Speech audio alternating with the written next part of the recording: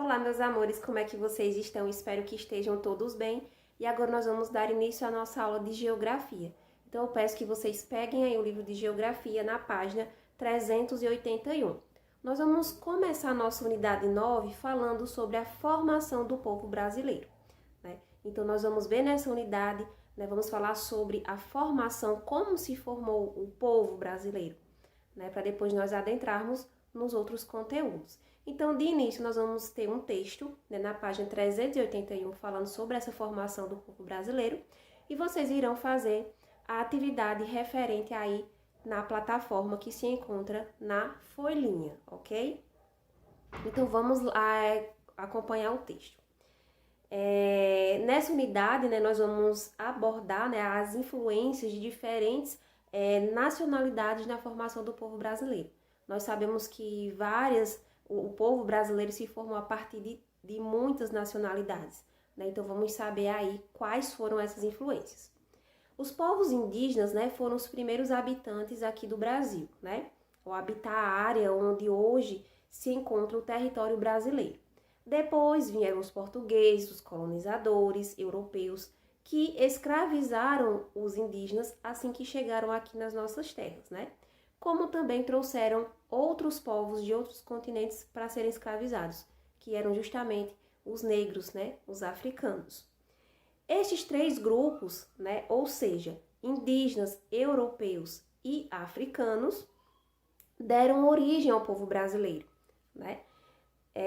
Mais tarde vieram outros povos de diversos continentes. Então, para começar, a formação do povo brasileiro se deu a partir desses três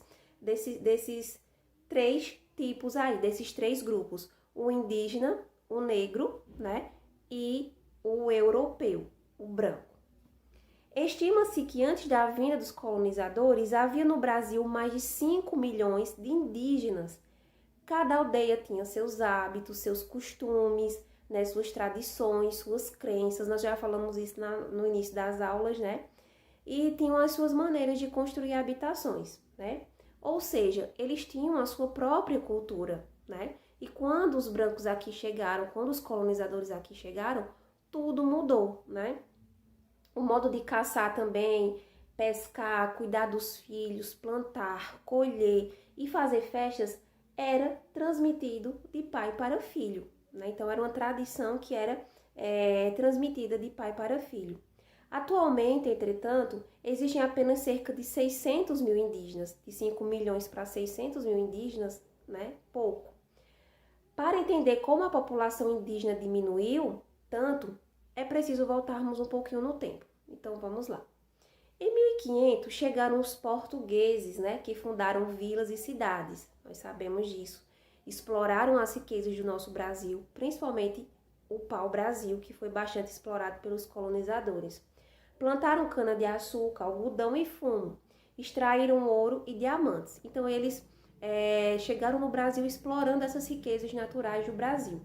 Como eles precisavam de mão de obra para trabalhar, né, para plantar, para ir para as minas, então eles resolveram escravizar os indígenas, né, que eles achavam os indígenas inferiores a eles.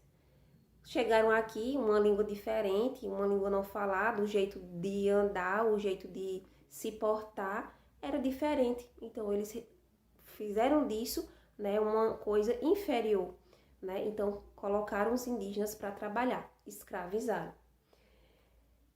Aqueles que tentavam fugir eram mortos, né?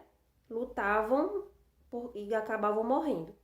Além disso, os portugueses trouxeram muitas doenças com as quais os índios nunca tiveram contato. Então, com eles também trouxeram doenças para cá, né? E os índios nunca teriam tido contato com outras doenças, então, que foram trazidas agora pelos colonizadores, não é isso? O que também, isso contribuiu para dizimar os indígenas, para dizimá-los, né? Em seguida, com a resistência indígena, a exploração dos portugueses, os colonizadores passaram a trazer para trabalhar os africanos, né, como escravos nas plantações e nos engenhos de cana-de-açúcar, no cultivo de algodão e também de fumo, na exploração de ouro e de diamante também. nas fazendas de cacau e mais tarde nas fazendas de café. Arrancados de sua terra, né? Eles eram arrancados de sua terra, de sua aldeia e também de sua família. Os africanos também resistiram à escravidão, resistiam, né? Eles se sentiam revoltados, então eles resistiam muito à escravidão por meio de revoltas, fuga e formação de quilombo. Então, quando os escravos fugiam, eles iam para o meio da mata, né? E formavam os quilombos, que eram onde os escravos fugidos se abrigavam, né? Fugiam dos senhores. Então, para começar, né? Tem aí uma foto mostrando a forte presença de diversas etnias em nosso território, né? Qual a qual se formou a população brasileira com traços físicos bastante misturados, não é isso? A riqueza da cultura brasileira também é resultado desses encontros de povos. Então, para começar, né, essa introdução, para depois nós adentrarmos mais no assunto, nós vamos agora vocês irão fazer a atividade referente aí na plataforma, ok? Vocês irão copiar no caderno e fazer da plataforma para o caderno, certo? Qualquer dúvida, entre em contato comigo. Beijos, até a nossa próxima aula.